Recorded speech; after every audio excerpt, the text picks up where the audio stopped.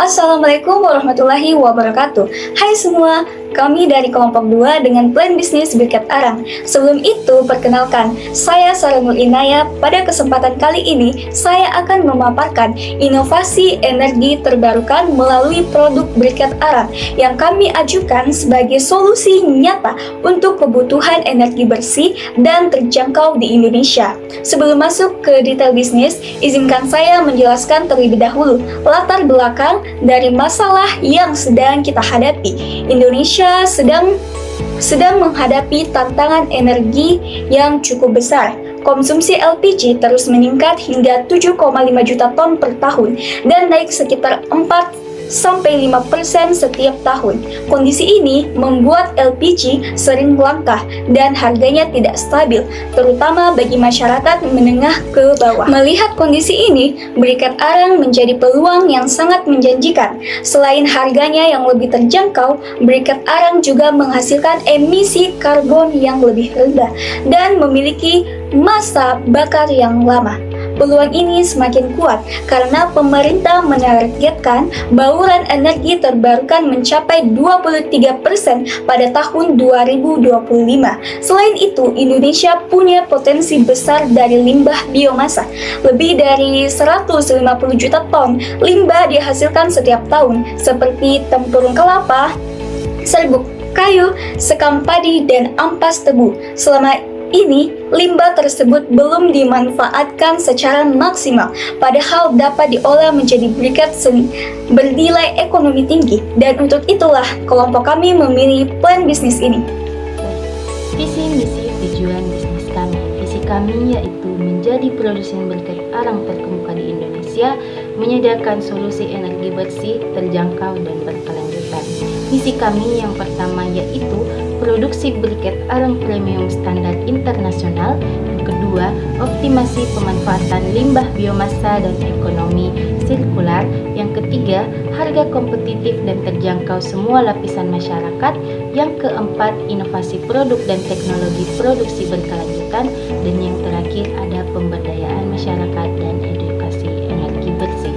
Nah, tujuan bisnis kami yaitu kapasitas produksi 50 ton per bulan, jaringan distribusi di 10 kota besar Jawa dan Bali, mencapai titik impas dalam 12 bulan, memperoleh sertifikasi halal MUI dan SNI, dan yang terakhir yaitu merekrut dan melatih 25 karyawan. Baik, sekian visi misi tujuan bisnis kami. Baik, selanjutnya analisis pasar dan target pasar. Ukuran pasar briket arang Indonesia mencapai 4,2 triliun di tahun 2025. Domestik didominasi impor 65% dan lokal hanya 35%. Nah, selanjutnya ada segmentasi pasar. Yang pertama yaitu rumah tangga mencapai 60% dengan 2,5 juta RT perkotaan mencari harga terjangkau dan cadangan energi. Nah, yang kedua ada UMKM mencapai 25% dengan 500 usaha F dan B, butuh konsistensi kualitas dan volume menengah. Yang ketiga ada industri kecil mencapai 10% dengan 10.000 industri, butuh kalori tinggi, standar dan kualitas. Nah, yang keempat ada ekspor dengan mencapai 5% di mana pasar Asia Tenggara butuh sertifikasi internasional. Nah, adapun target market prioritas kami yaitu rumah tangga dan UMKM di perkotaan Jawa dan Bali, pendapatan menengah ke bawah, sadar lingkungan, dan penggunaan medsos. Baik, sekian analisis pasar dan target pasar kami. Baik, kali ini saya akan menjelaskan terkait analisis kompetitor dan keunggulan kompetitif serta strategi pemasaran dan penjualannya. Analisis kompetitor dan keunggulan kompetitif. Kompetitor utama itu briket impor Cina 35%, PSI, harga murah, kemasan menarik tapi kualitas tidak konsisten. Kalori rendah briket impor Malaysia 20%, kualitas baik, bersertifikasi halal tapi harga lebih tinggi. Produsen lokal lainnya 10% PS, harga bersaing, distribusi lokal tapi skala kecil, kualitas tidak standar. Kompetitor tidak langsung yaitu LPG 3 kilo atau 12 kilo atau kayu bakar tradisional.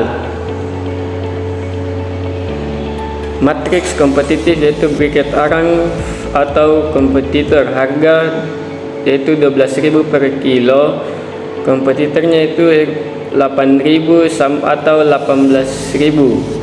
Kalori 7.500 gram. Kompetitornya itu 5,500 sampai 8.000. Waktu bakarnya itu 240 menit. Kompetitor 180 dikurang 260. Emisi asapnya rendah. Kompetitor tinggi sedang. Sertifikasi halal SNI. Kompetitor tidak ada. Sebagai ini keunggulan kompetitif briket arang: biaya bahan baku lokal min 40%, impor efisien min 40%, impor efisiensi produksi min 25%. Produknya itu kalori tinggi 7.500 gram, asap rendah, kualitas konsisten, distribusi jaringan luas, logistik efisien, after sales service. Brandnya yaitu produk lokal berkualitas, marketing digital. Selanjutnya strategi pemasaran dan penjualan. Lokasi pabrik yaitu kawasan industri Bulukumba, Makassar atau dekat bahan baku. Akses pelabuhan. Luasnya yaitu 5.000 meter kuadrat, kapasitasnya itu 50 ton atau 50 ton per bulan, dapat ditingkatkan hingga 150 ton.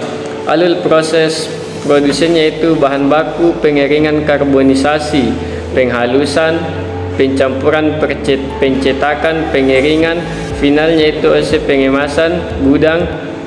Kebutuhan peralatan utama itu totalnya 3,3 miliar.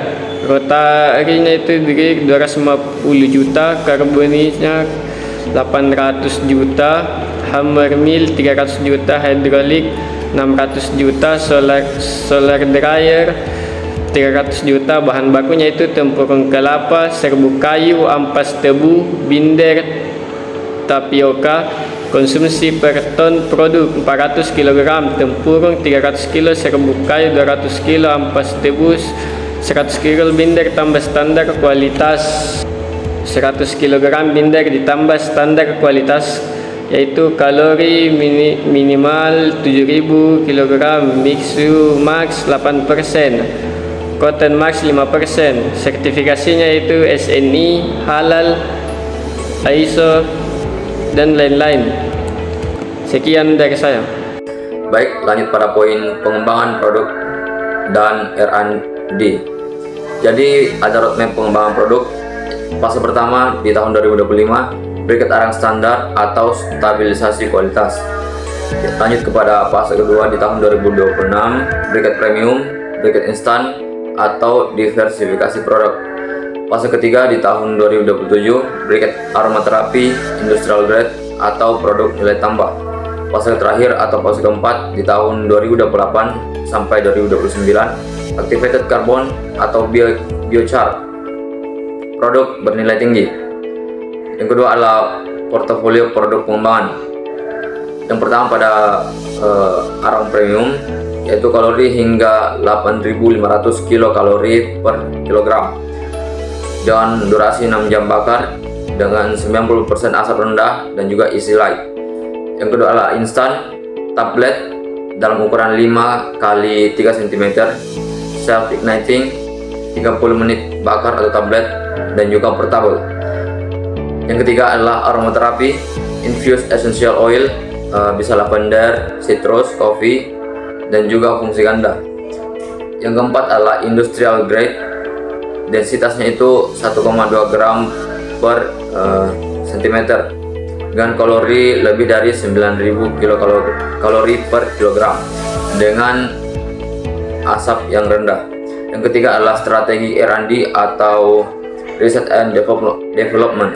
Tim R&D khusus PhD Chemical Engineering atau ilmuwan material, kemudian fasilitas lab dan pilot plant, peralatan pengujian modern yang akan fokus pada optimasi formulasi, efisiensi proses, inovasi produk, dan material science.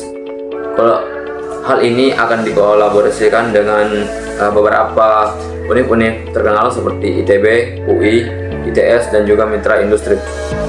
Lanjut pada proyeksi keuangan dan kebutuhan investasi. Jadi kami sudah menghitung proyeksi pendapatan dalam bentuk miliar. Pada tahun 2025 kami akan mendapatkan 5,76 miliar. Lalu 2 tahun setelahnya 2027 diproyeksikan akan mendapat 14,28 miliar. Lalu 2 tahun kedepannya lagi di tahun 2029 akan menghasilkan 35,44 miliar. Dengan proyeksi laba bersih dalam bentuk juta, per tahun 2025 150 juta, per tahun 2 tahun kedepannya 2027 1 miliar 508 juta, dan 2 tahun kedepannya lagi dari 29 yaitu 5.064 juta. Jadi kebutuhan modal awal yang dibutuhkan itu 1,5 miliar termasuk mesin, bahan baku awal, dan juga modal kerja. Adapun total kebutuhan modal yaitu 6,828 miliar termasuk dengan initial investment dan juga working capital. Adapun metrik investasi yaitu payback period 3,2 tahun, NPV 15% diskon yaitu 8,234 juta, IRR 28,5%, ROI 120,5%, dan juga rasio keuangan pada 2029 itu gross marginnya itu mencapai 41,6%, net margin mencapai 14,3%, dan juga ROE mencatat rekor dengan 30,1%. Sekian.